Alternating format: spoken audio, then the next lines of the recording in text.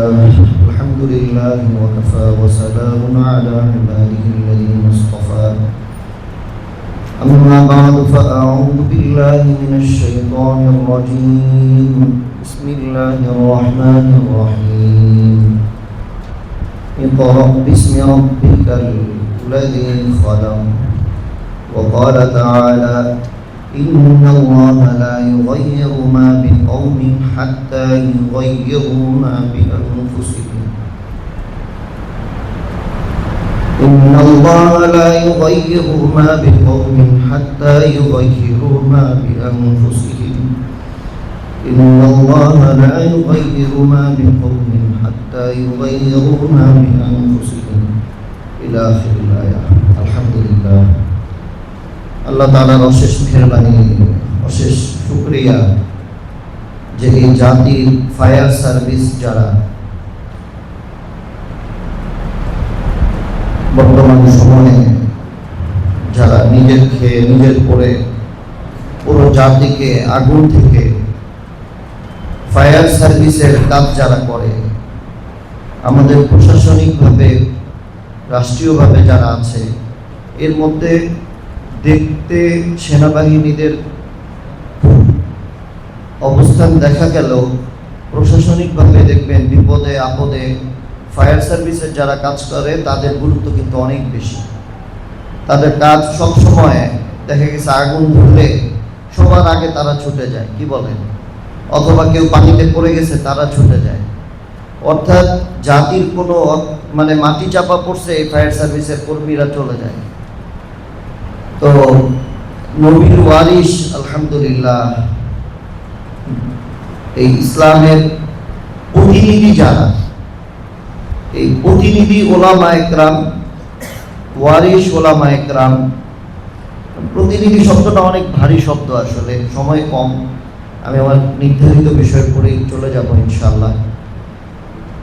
তো প্রতিনিধি, এর মধ্যে আবার ওয়ারিস, এর মধ্যে আবার ফায়ার সার্ভিস যারা জাতির একদম সর্বহালতে মুসলমানদেরকে নিয়ে তো ফিকির করেই, আবার অমুসলিমদেরকে নিয়েও ফিকির করে কিভাবে পুরো উম্মাহ এই জাহান্নাম থেকে বেঁচে জান্নাতমুখী হয়। এই একটা ফিকির করনেওয়ালা আলহামদুলিল্লাহ এই এমন মানুষের মজমা।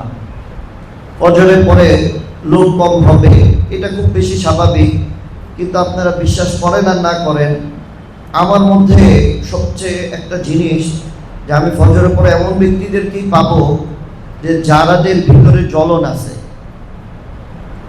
যাদের দরদ আর মায়া আর ভালোবাসা এই পরিমাণ উম্মার প্রতি যে আজকে ফজরের পরে ঘুম তার হৃদয় থেকে, তার চোখ থেকে কেড়ে নিয়েছে, এমন ব্যক্তিদের, খালেস এমন ব্যক্তিদেরকেই আজকে মজমায় পাবো।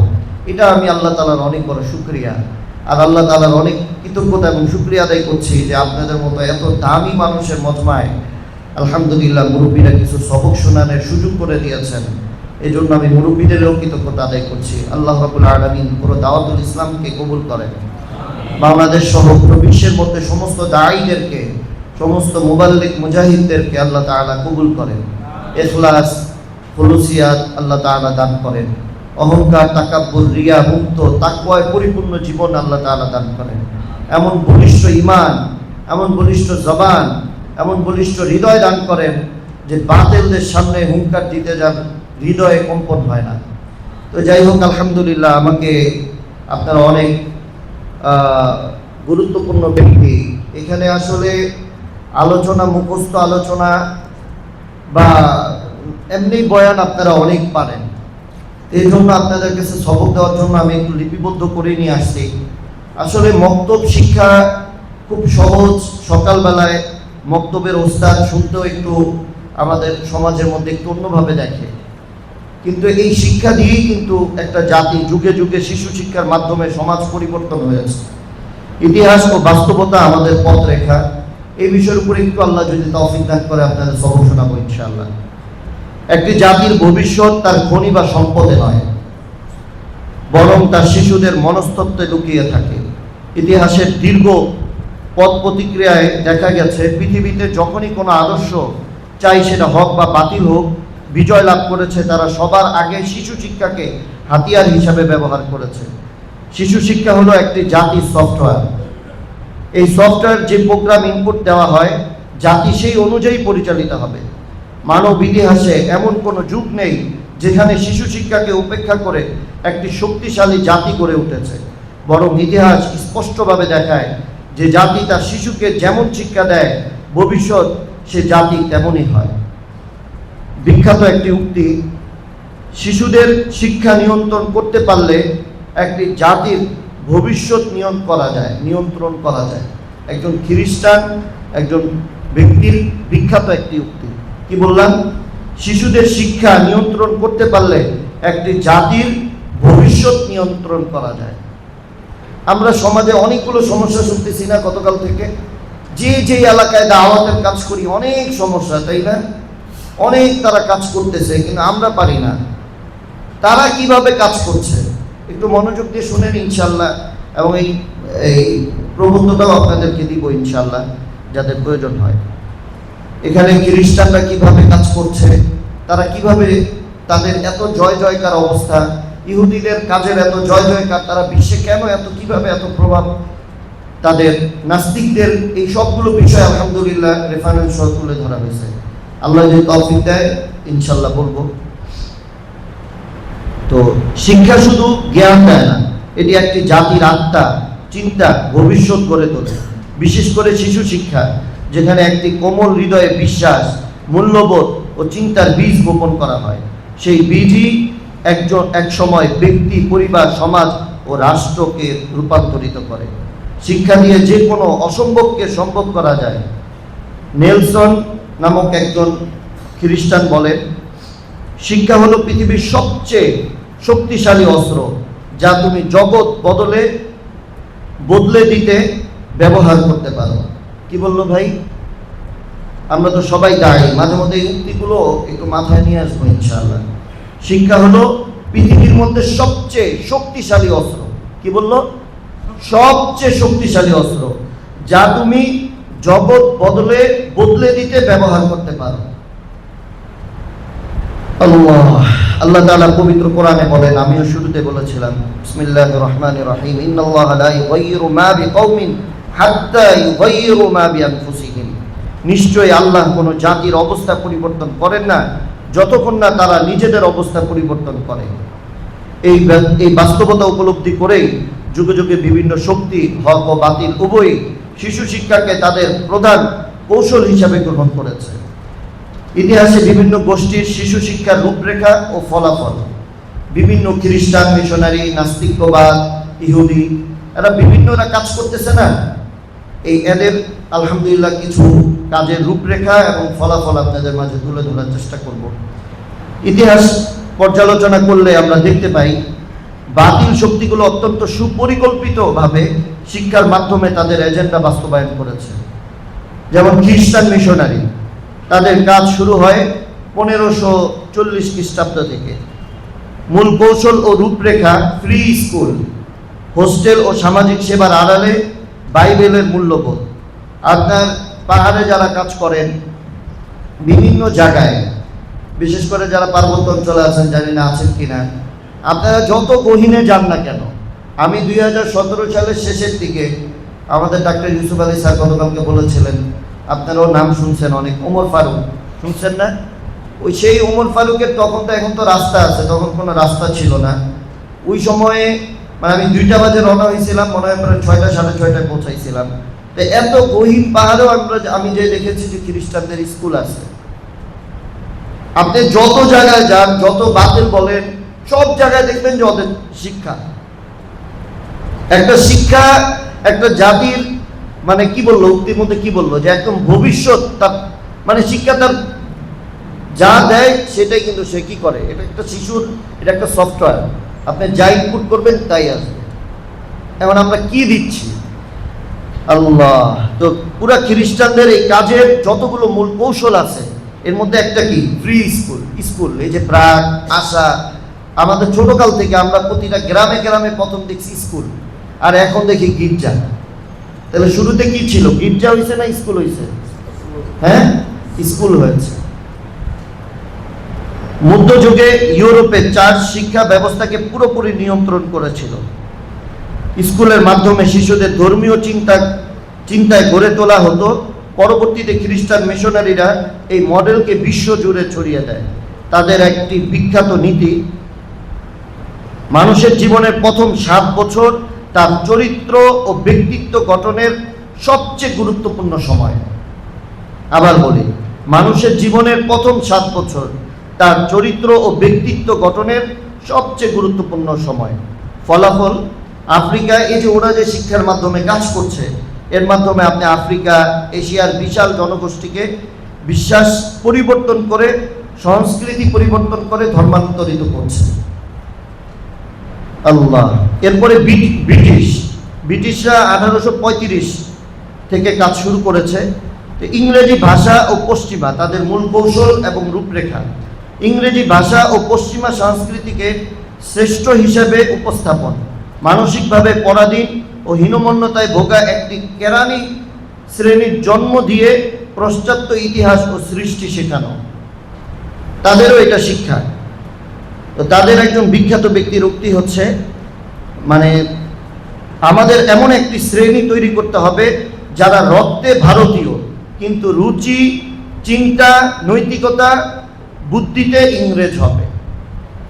আমাদের সমাজের অবস্থা তাকায় দেখেন বর্তমানে, কি বলেন, রক্তে আমরা ভারতীয় নাকি বাংলাদেশের, কিন্তু আমাদের চিন্তা, রুচি, নৈতিকতা সবকিছু কি কেমন জানি আলোচনার মধ্যে, মাহফিলের আলোচনার মধ্যে মাঝখানে 2-4টা ইংরেজি শব্দ বলতে পারলেই এই বক্তার অনেক ব্যাপক চাহিদা বেড়ে যায়।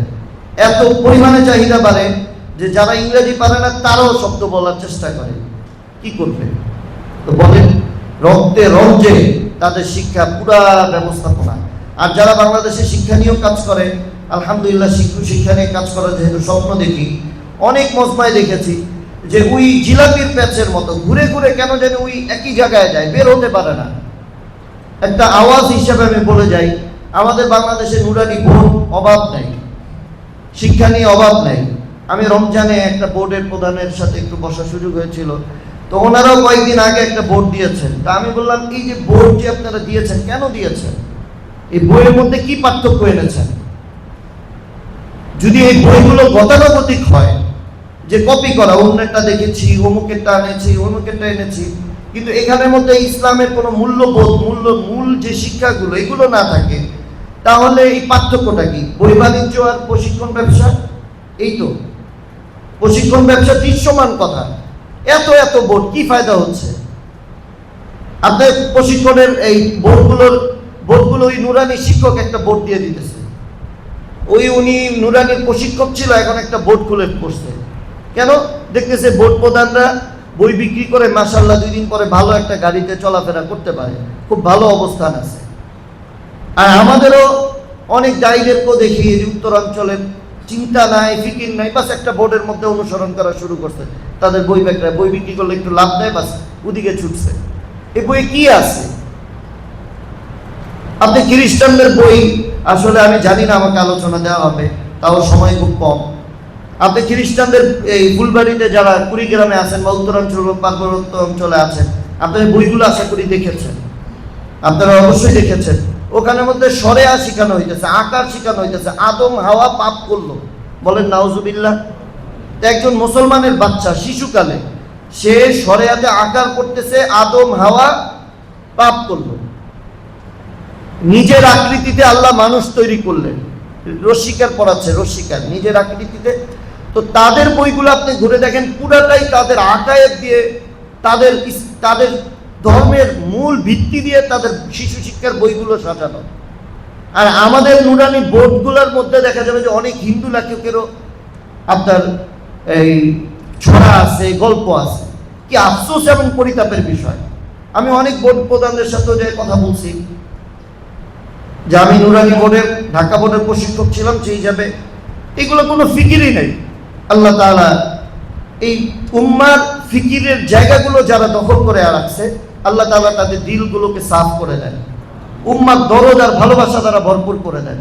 আর যদি দুনিয়া থাকে, শুধুমাত্র স্রেফ দুনিয়া থাকে, তাহলে আল্লাহ তাআলা ওই আসনগুলোকে এই বদ মানুষের অবস্থান থেকে আল্লাহ তাআলা হেফাজত করেন। নুরানি শিশু নিয়ে কাজ করে, এটা খুবই কঠিন, খুবই কঠিন। এগুলো আপনারা আরো পড়াশোনা করবেন ইনশাআল্লাহ। যত বাতিল আছে সব শিক্ষা নিয়ে কাজ করছে, সব শিক্ষা নিয়ে। শিক্ষাটা ছিল তাদের মূল হাতিয়ার। এরপরে সেবা, চিকিৎসা, এরপরে হচ্ছিল যারা এই যে পাহাড়ে আছেন, আপনি এই যে আলীকদম 11 কিলোতে যে কয়জন মুসলমান হয়েছে, এর মধ্যে অন্যতম দেখবেন যে যারা চিকিৎসা সেবায় সহযোগিতা পাইছে তারা বেশি মুসলমান হয়েছে। তো যাই হোক, ওদিকে না যাই। আল্লাহ, তো ব্রিটিশের কি উক্তি বলতেছিলাম, যে তারা শিক্ষাটাকে, এই যে ইংরেজের শিক্ষাটাকে বাংলাদেশে এমনভাবে তারা ডেভেলপ করছে, এমনভাবে তাদের অবস্থান করছে যে দেখেন কি বলেন, সব জায়গায় যে তাদের মানে মূল থিম হচ্ছে কি, যে রক্তে আমরা কি থাকবো, ভারতীয়, বাংলাদেশে, কিন্তু আমাদের রুচি, আমাদের চিন্তা, আমাদের নৈতিকতা, আমাদের বুদ্ধিমত্তা সব থাকবে ইংরেজ। আল্লাহ মাফ করেন, আল্লাহ মাফ করেন। আরব দেশগুলোতে দেখবেন, আরব কান্ট্রিগুলোতে দেখবেন, আমি আমার শ্বশুর শাশুড়ি সৌদিতে থাকেন, তো সেই হিসাবে আমি জানছি যে আরবের মহিলাদের ঘরের ভিতরে সব প্যান্ট শার্ট পরে। আর রোহিঙ্গা ক্যাম্পের এই যে বিশাল বড় এক আঘাত খেয়ে তারা আসছে, ওই জায়গাগুলোতে আমি খোঁজ খবর নিয়ে দেখলাম যে মহিলারা কেন ধর্ষণের শিকার হয়েছে, মহিলারা কেন ধর্ষণের শিকার হয়েছে। যদিও আমার বক্তব্যের শিক্ষকরা খুব হোসনের জন নিয়ে এসেছে রোহিঙ্গা ক্যাম্প থেকে, আমার মনে চায় না এই বিষয়টা বলতে, যেন ধারণা নষ্ট না হয়, তারপরও আম ফায়দার জন্য বলছি। আপনারা আরাকানে যখন কাফেররা, জালেমরা যখন প্রত্যেকটা ঘরে ঘরে ঢুকেছে পুরুষদের নিয়ে আসার জন্য, তখন যা দেখছে নারীদের পোশাক এমন, তারা নিচে, এরা কি জানি শব্দটা, থাম্বিল, না, হ্যাঁ হ্যাঁ হ্যাঁ থাম্বিল পরে, অর্থাৎ নিচে একটা ওই যে ছায়া পরে আর উপরে একটা ব্লাউজ পরে, প্যান্ট ট্যান্ট সব ঢেকে থাকে। ঘরের পুরুষের সামনে তেমন একটা ওড়না তারা পরে না। এখন বলেন কোনো বাতেল কাফের গেছে তো পুরুষ ধরতে, এখন নারীকে এই অবস্থায় থাকতে দেখলে সে কি ঠিক থাকবে? হ্যাঁ, যার কারণে আরাকানের সবচেয়ে বেশি নির্যাতনের শিকার হয়েছে নারীরা, কারণ আল্লাহর হুকুম মানে নাই। তাদের পুরো শিক্ষাটাই এই যে আপনি আরবের ভিতরে সব প্যান্ট শার্ট পরে, আল্লাহ হেফাজত করে। তাহলে এটা কোথা থেকে আসলো? ইংরেজদের শিক্ষা, পশ্চিমা সংস্কৃতি।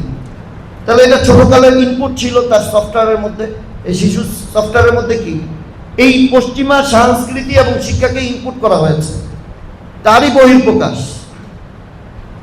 আল্লাহ, যেখানে রোগ সেখান থেকেই কাজ করতে হবে, কি বলেন? ফলাফল এক শ্রেণীর মানুষ তৈরি হয় যারা নিজের শিকড় ভুলে যায়, মানসিকভাবে ইংরেজ হয়ে গড়ে উঠে। আজও তার প্রভাব সমাজে বিদ্যমান। নাস্তিক, কমিউনিস্ট এবং বস্তুবাদীদের কথা বলছি, গোষ্ঠী, তাদের কাজ শুরু হয় 1917 সাল। মূল কৌশল ও রূপরেখা বিবর্তনবাদ ও ধর্মহীন রাষ্ট্র ও নৈতিকতা বাধ্যতামূলক করা, ধর্ম বিচ্ছিন্ন ও চরম ভোগবাদী এক প্রজন্ম সৃষ্টি করা। কি সৃষ্টি করা?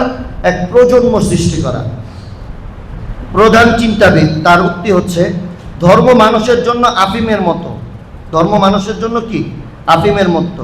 বাস্তব প্রয়োগ, স্কুল থেকে ধর্ম পুরোপুরি বাদ দিয়ে রাষ্ট্র নিয়ন্ত্রিত শিক্ষা শিশুদেরকে ধর্মবিরোধী চিন্তা, কমিউনিস্ট চিন্তা শেখানোর লক্ষ্যে মতদর্শ ভিত্তিক পাঠ্যক্রম করা। আমাদের বাংলাদেশের যে পাঠ্য বইগুলো আছে স্কুলের, নিয়ন্ত্রণ করতেছে কারা বলেন তো? হ্যাঁ, পুরো খ্রিস্টান এবং নাস্তিকরা। আপনার এই যে আমাদের ইউনূস সরকার আসছে, তখনও তো যে বইগুলো কিছুটা পরিবর্তন করছে, যে মূলে ছিল সে নাস্তিক ছিল। আমাদের ঢাকা ইউনিভার্সিটি পুরাটাই একজন মুসলমান দিয়েছেন না, এই ঢাকা ইউনিভার্সিটি এখন হলো নাস্তিকদের কারখানা। কারণ কি? এর কারণ কি বলেন?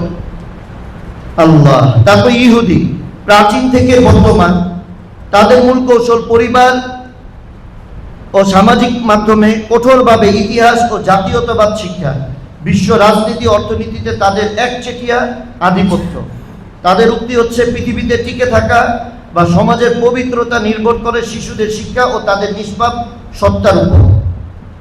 আপনাদের দৃষ্টি আকর্ষণ করছে, আবার বলি, হ্যাঁ, পৃথিবীর টিকে থাকা বা সমাজের পবিত্রতা নির্ভর করে শিশুদের শিক্ষা এবং তাদের নিষ্পাপ সত্তার উপর। কত বড় কথা, তাই না? আচ্ছা, তাদের এই যে তারা শিশু শিক্ষা নিয়ে বা বিভিন্ন কাজ করতেছে, এর ফলাফল হচ্ছে জ্ঞান ভিত্তিক শক্তিশালী জাতি, বিশ্বব্যাপী প্রভাব, বাতিল শক্তি, সূক্ষ্ম ষড়যন্ত্র ও মুসলিম বিশ্বের বিবর্তন। বাতিল শক্তিগুলো কেবল সাধারণ শিক্ষা দেয় না, বরং তারা শিশুর কোমল মনে বিষ বৃক্ষ রোপণ করে। একজন বিখ্যাত উক্তি হচ্ছে, বাতিল শক্তিগুলো সরাসরি আক্রমণ করে না, তারা শিশুর মনে ধীরে ধীরে চিন্তা ঢুকায়। রক্তে মাংসে ভারতীয় হলেও রুচি ও মতবাদ, নৈতিকতা ও মেধার দিক থেকে তারা হবে ইংরেজ। কথা বুঝছেন না? বিষয়টা কি? মানে তারা বাতিল শক্তিগুলো সরাসরি আক্রমণ করে না, তারা শিশুর মনে ধীরে ধীরে চিন্তা ঢুকায়। আপনি এনজিও যতগুলো স্কুল আছে দেখবেন এর মধ্যে একটা বড় একটা পার্ট থাকে হচ্ছিল গল্পের ক্লাস। এই গল্পটার ক্লাস থাকে শুধু শিক্ষকদের হাতে, এটা পাঠ্য বইও দেয় না। শিক্ষক বলে, বাচ্চাদের এমন ভাবে বলে যে বাচ্চারা খুব ভালোভাবে জব্দ করে, তাদের চিন্তার মধ্যে আস্তে আস্তে আস্তে আস্তে ঢুকায় দেয়। আল্লাহ। বাংলাদেশের প্রেক্ষাপটটা আপনাদের সবারই জানা, পার্বত্য অঞ্চল সহ সব জায়গায় আপনি খেয়াল করলে দেখবেন যে এই তাদের শিক্ষা প্রতিষ্ঠানের অভাব নেই। প্রত্যেকটা গ্রামে গ্রামে আমাদের মক্তবগুলোতে ওই বক্তব্যের সময় তাদের কিন্ডারগার্টেন, তাদের শিক্ষা।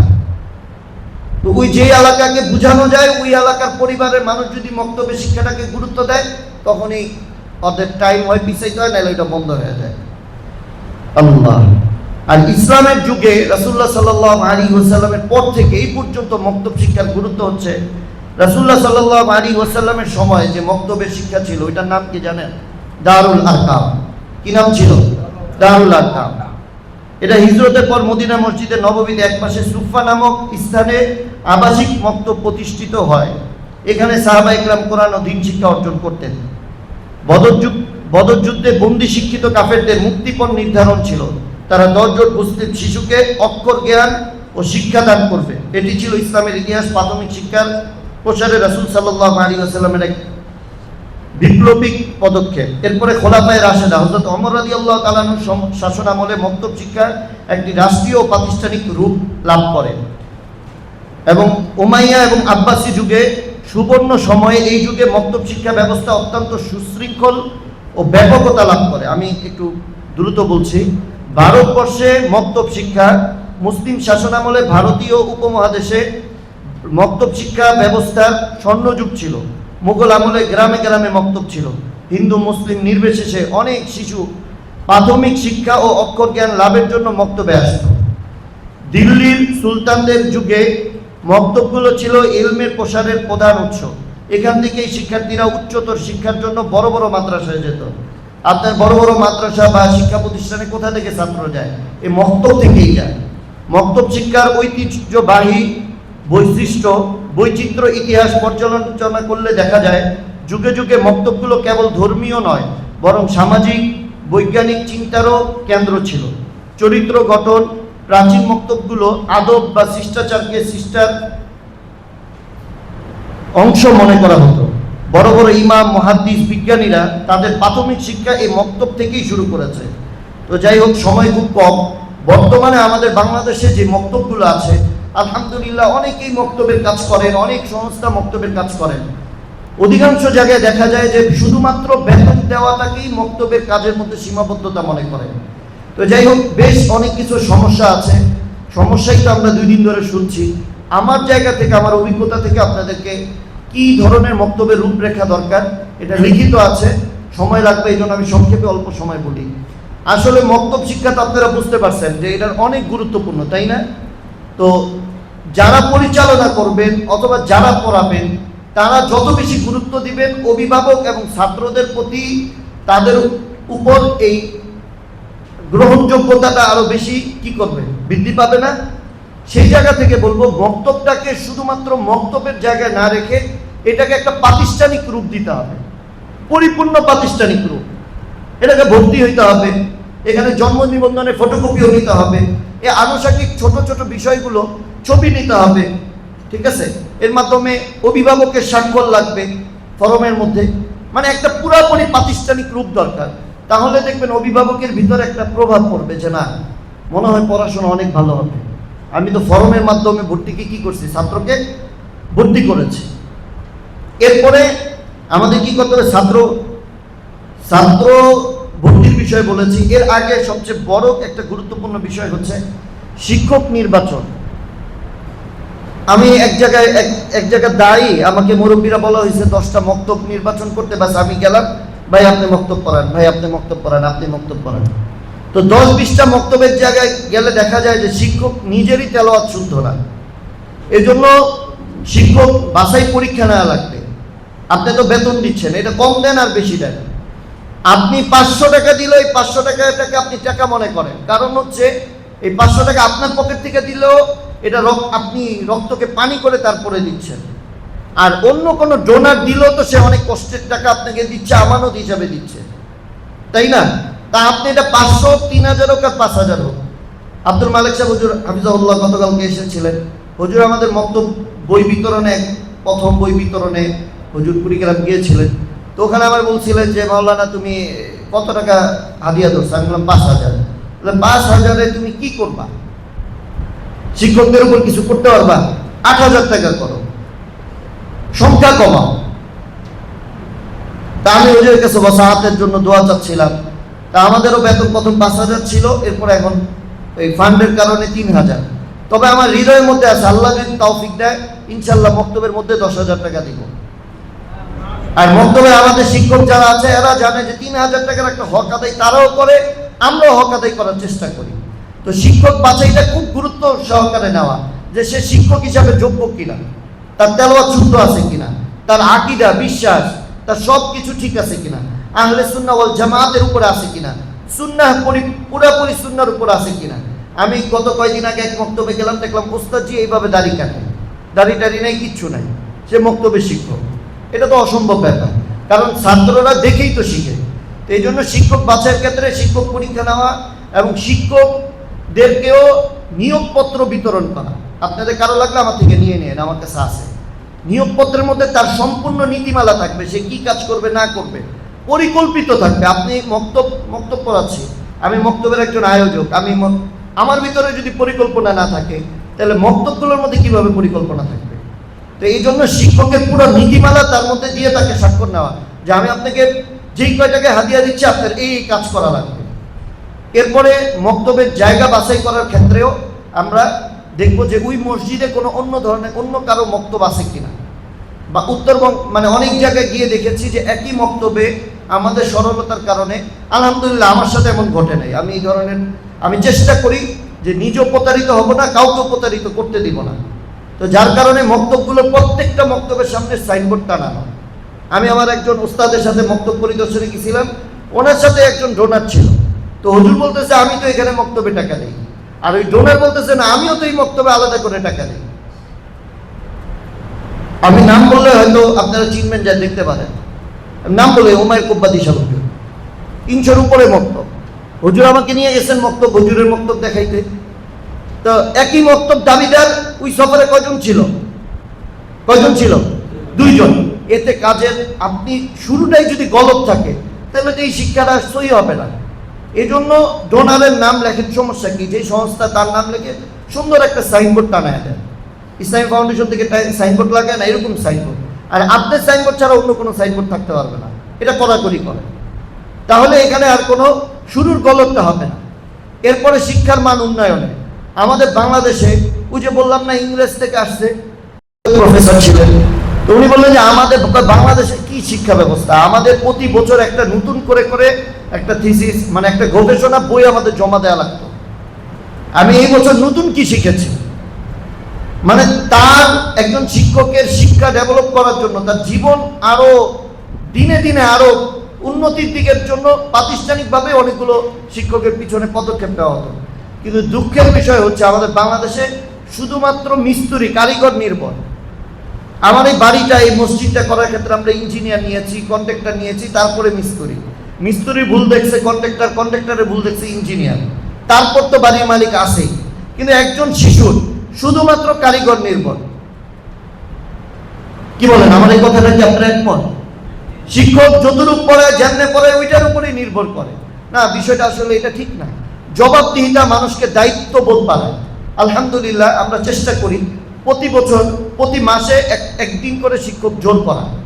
এই জোরের মধ্যে কয়েকটা কাজ হবে। একটা কাজ হলো হাজিরা খাতাটা সব মতো ঠিক আছে কিনা, তার পাঠ সিলেবাসটা সে পরিপূর্ণ করতে পারলো কিনা, সিলেবাস কি 2 দিনেই সব দিয়ে দেয় না পাঠে পাঠে দেয়, পাঠ পরিকল্পনা অনুযায়ী করছে কিনা এই বিষয়টার দিকে লক্ষ্য করা, এবং শেষে পুরা আগামী 1 মাস কি পড়াবে এটা একদম হাতে কলমে শিখিয়ে দেওয়া, একদম নুরানিকে যেইভাবে ছাত্রদের পড়াবে ওইভাবে দেখায় দেওয়া। আফসোস এবং পরিতাপের বিষয়, অনেকে মক্তবের কাজ করেন, গর্বের সাথে বলেন হুজুর আমার এত মক্তব এত মক্তব, অনেক সংস্থা মক্তবের কাজ করেন, অথচ মক্তবের জিম্মাদার যারা তারা মক্তব বিষয়ে কোনো প্রশিক্ষণ নাই, জেনারেল শিক্ষিততা আছেই, তার তেলাওয়াত তো শুদ্ধ নাই, আবার ওই যাদেরকে নিয়োগ দিচ্ছে তাদের মক্তব বিষয়ে কিছুই নাই। আমি এক মাদ্রাসার কমিটির সদস্যতে আছি, অনেক বড় এক মাদ্রাসা, নাম বলবো না। তা আমি গত রমজানের পরামর্শে মিটিংয়ে বললাম যে শিক্ষা সচিব কি নুরানি এবং কিতাব বিভাগ সব জায়গার জন্য একজনই? প্রথম উত্তর দিছে হ্যাঁ। যখন আমি এটা ব্যাখ্যা করলাম, কয় না সহকারী তো আছে, সহকারী আছে, মানে নাই। এটা কিভাবে সম্ভব যে একজন শিক্ষা সচিব পুরো মাদ্রাসার একজনই থাকতে পারে, পুরো প্রতিষ্ঠানের একজনই থাকতে পারে? এটা আমার কাছে মনে হয় প্রচন্ড রকমের অবহেলার সাথে অযৌক্তিক একটা অপরিকল্পিত একটা কাজ। না হলে প্রাথমিক মন্ত্রণালয় আলাদা করে থাকার কি দরকার ছিল? অর্থাৎ যিনি নুরানি প্রশিক্ষণ নিয়েছেন, শিশু মনোবিজ্ঞানের উপরে যার মনোভাব আছে, পড়াশোনা আছে, এই ধরনের একজনকে আলাদা করে শিক্ষা সচিব রাখা দরকার। কিতাব বিভাগে আলাদা একজন শিক্ষা সচিব থাকবে, হেফজ বিভাগেরও শিক্ষা সচিব থাকবে যিনি হেফজ পড়েছেন। অনেক মাদ্রাসা দেখছি যে শিক্ষা সচিব ঠিক আছে কিন্তু উনি হাফেজ না।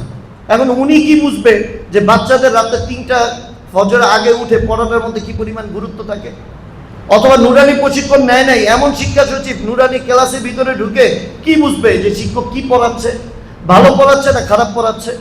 এই জন্য যিনি মক্তবের কাজ করবেন তার প্রথম শর্ত হচ্ছে সে নিজে মক্তবের প্রশিক্ষণ নিতে হবে, এবং মক্তব পরিচালনার যদি ইচ্ছা থাকে যে আমি মক্তব পরিচালনা করব, তাহলে সর্বপ্রথম তাকে পরিচালনা শিখতে হবে।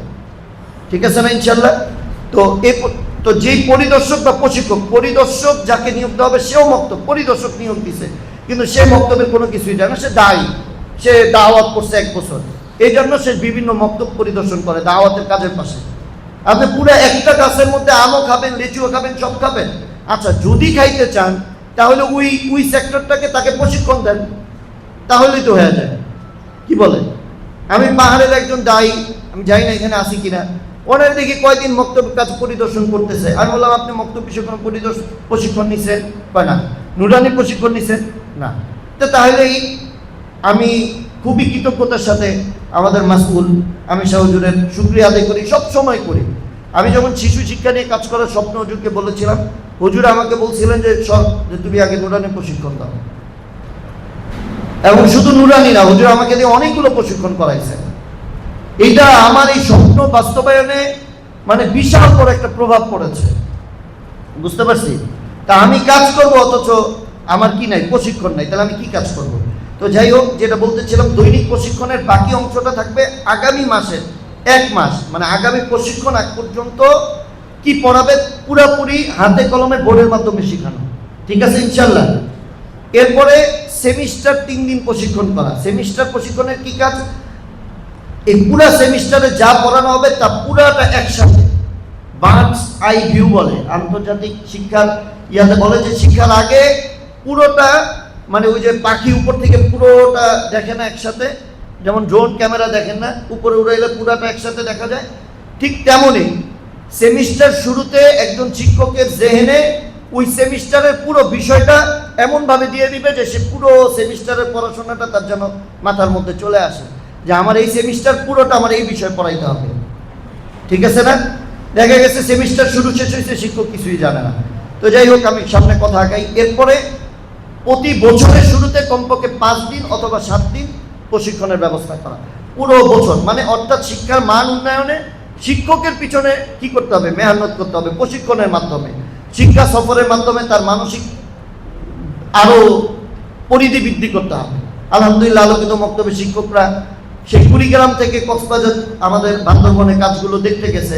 আমার বিশ্বাস, আমার দিল বলে, হয়তো আমি পরবর্তী কোনো মজবায় আমি বলতে পারবো আমার এই দিলের বিশ্বাসটা বাস্তবায়ন হয়েছে কিনা, যে সফরের আগে তাদের শিক্ষার যে অবস্থা ছিল, এখন তাদের শিক্ষার গতি বাড়বে। বাড়বে কিনা বলেন?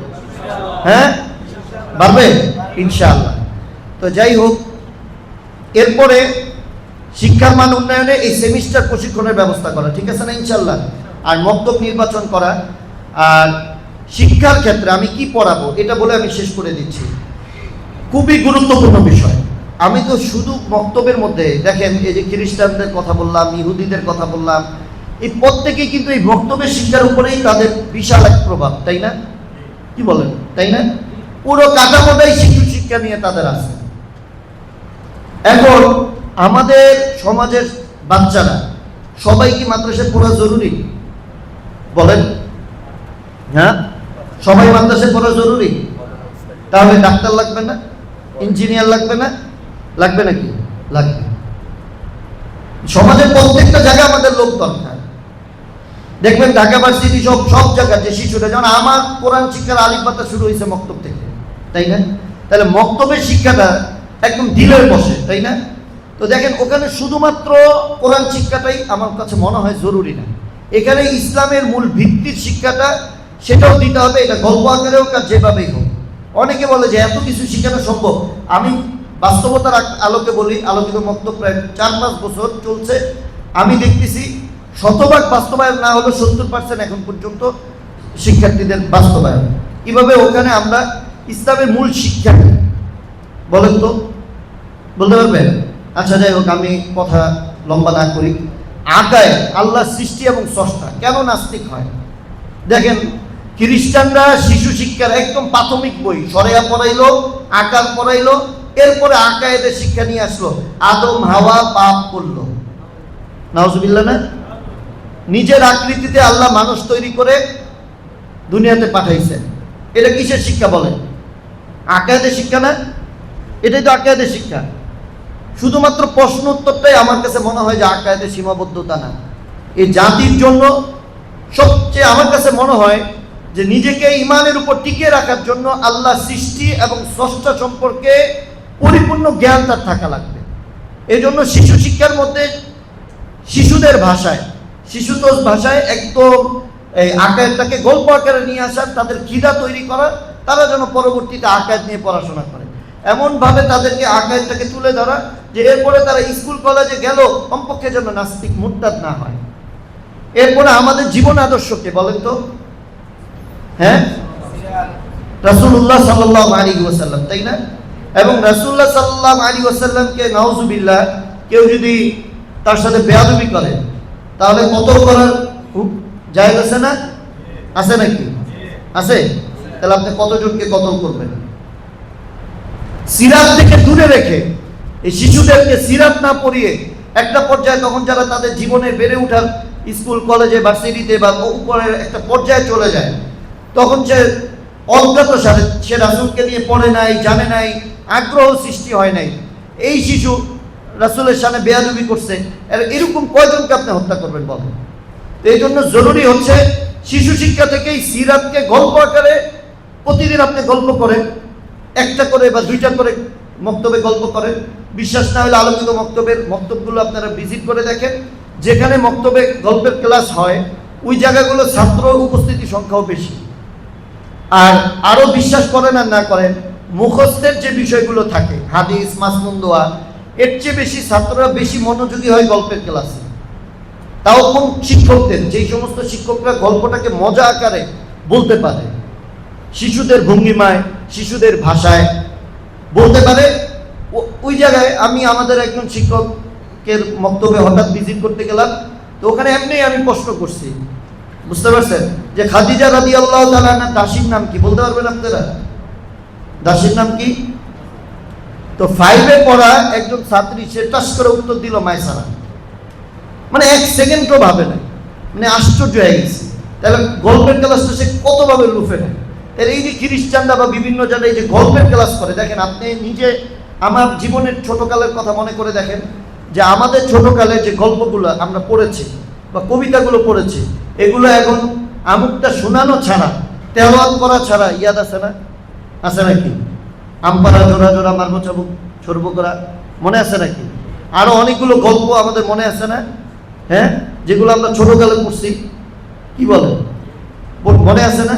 তা আমি যদি এই শিশু সময় একদম তার সফটওয়্যারটা একদম ক্লিন না, এই সময় যদি আকায়েদ, সিরাত, ইসলামী সভ্যতা, স্কুল ভার্সিটিতে যাওয়ার পরে কয় ইসলাম বলে মধ্যযুগীয়, ইসলামের চেয়ে সভ্য কোনো ধর্ম আছে কিনা?